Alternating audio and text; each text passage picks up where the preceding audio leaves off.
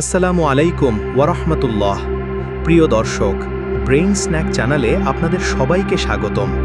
আজ আমরা আলোচনা করব সেই মহাপুরুষের শৈশব নিয়ে, যিনি মানবজাতির জন্য রহমত হিসাবে প্রেরিত হয়েছিলেন। আমরা দেখব তার ছোটবেলার কষ্ট, আল্লাহর অলৌকিক সুরক্ষা এবং একটি অত্যন্ত আশ্চর্য ঘটনা, যা প্রমাণ করে আল্লাহ তার প্রিয় নবীকে ছোটবেলা থেকেই কিভাবে প্রস্তুত করছিলেন।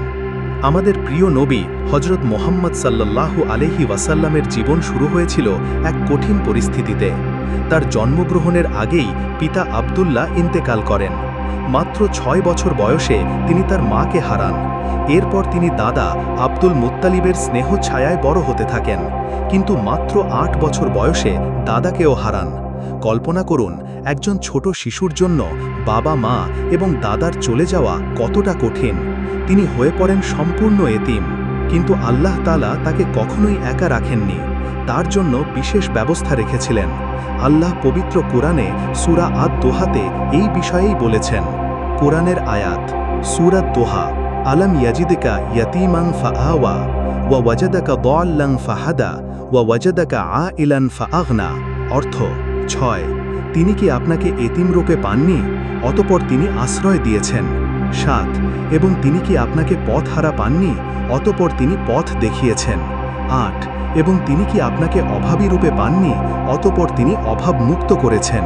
এই আয়াতে আল্লাহ তাআলা স্মরণ করিয়ে দিচ্ছেন যে তিনি তার নবীকে শৈশবে এতিম হিসাবে পেয়েছেন এবং তাকে আশ্রয় দিয়েছেন, অভাবী পেয়েছেন এবং অভাব মুক্ত করেছেন, পথহারা পেয়েছেন এবং সঠিক পথ দেখিয়েছেন।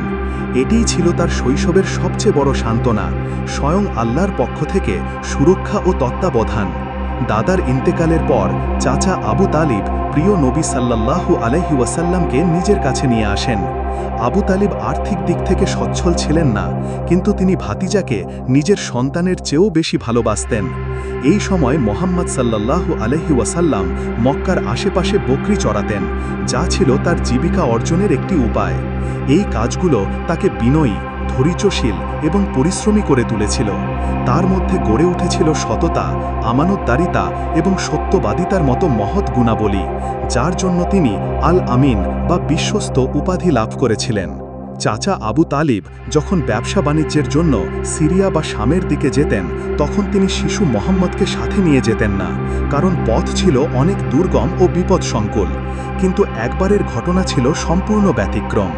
প্রিয় দর্শক, এবার আমরা প্রবেশ করব সেই আশ্চর্য কাহিনীতে, যা শিশু মুহাম্মদের ভবিষ্যৎ সম্পর্কে এক অভূতপূর্ব ইঙ্গিত দিয়েছিল। একবার চাচা আবু তালিব যখন 12 বছর বয়সী মুহাম্মদকে নিয়ে সিরিয়ার উদ্দেশ্যে রওনা হলেন, তখন কাফেলা বুসরা নামক স্থানে পৌঁছাল। সেখানে ছিল একটি পুরাতন গির্জা, যেখানে বাহিরা নামে এক জ্ঞানী ও ধার্মিক পাদ্রী বসবাস করতেন। তিনি তার গির্জা থেকে কদাচিৎ বের হতেন। কাফেলাগুলো তার পাশ দিয়ে চলে যেত, কিন্তু তিনি তাদের দিকে মনোযোগ দিতেন না। কিন্তু সেদিন ছিল ভিন্ন। কাফেলা যখন গির্জার কাছে এসে থামল, তখন বাহিরা পাদ্রী দেখলেন এক আশ্চর্য দৃশ্য। তিনি দেখলেন কাফেলার মধ্যে একটি যুবক উটের ওপর এক মেঘখণ্ড ছায়া দিচ্ছে, যা কাফেলা থামলে উটটির ওপরই স্থির হয়ে আছে। গাছপালা যেন সেই শিশুর দিকে হেলে পড়ছে। বাহিরা পাদ্রী তার ধর্মগ্রন্থে বর্ণিত শেষ নবীর আগমনী লক্ষণগুলোর সাথে এই দৃশ্যগুলোর মিল খুঁজে পেলেন। তিনি কাফেলার সবাইকে আপ্যায়নের জন্য দাওয়াত দিলেন।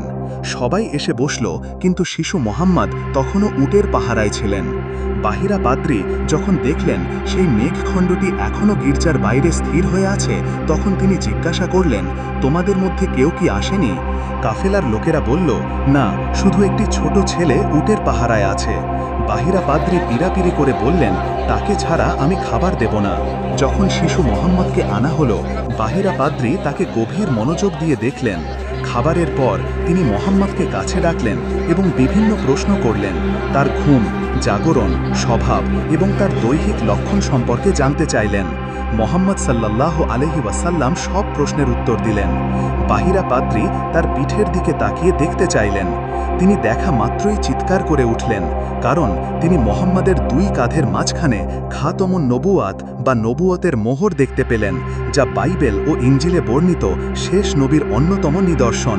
বাহিরা পাদ্রী তখন চাচা আবু তালিবকে ডেকে বললেন, এই ছেলেটি ভবিষ্যতে এই উম্মতের নবী হবেন, তাকে ইহুদিদের থেকে সাবধানে রাখবেন, তারা যদি তাকে চিনে ফেলে তবে তাকে ক্ষতি করার চেষ্টা করবে।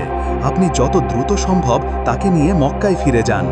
আবু তালিব বাহিরা পাদ্রীর কথা শুনে শঙ্কিত হয়ে মোহাম্মদকে দ্রুত মক্কায় ফিরিয়ে নিলেন।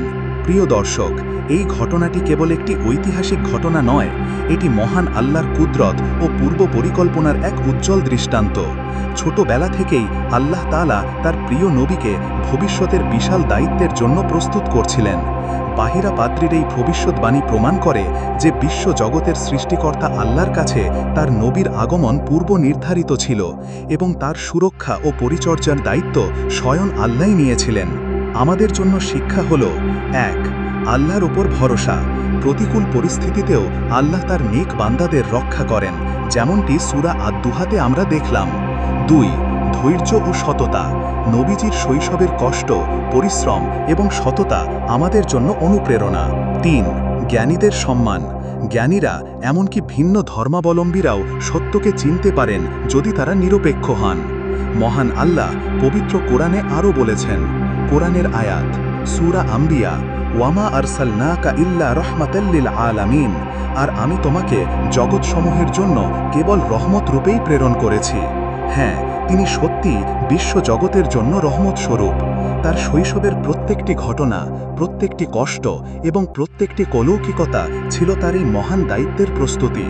আশা করি মহানবী সাল্লাল্লাহু আলাইহি ওয়াসাল্লামের শৈশবের এই হৃদয়স্পর্শী ও আশ্চর্য কাহিনী আপনাদের ঈমানকে আরও মজবুত করেছে। তার প্রতি দরুদ ও সালাম বর্ষিত হোক। যদি ভিডিওটি ভালো লেগে থাকে তবে অবশ্যই লাইক করুন, বন্ধুদের সাথে শেয়ার করুন এবং আমাদের চ্যানেলটি সাবস্ক্রাইব করতে ভুলবেন না। কমেন্ট করে আপনার অনুভূতি জানান। দেখা হবে পরের ভিডিওতে ইনশাআল্লাহ। আসসালামু আলাইকুম ওয়া রাহমাতুল্লাহ।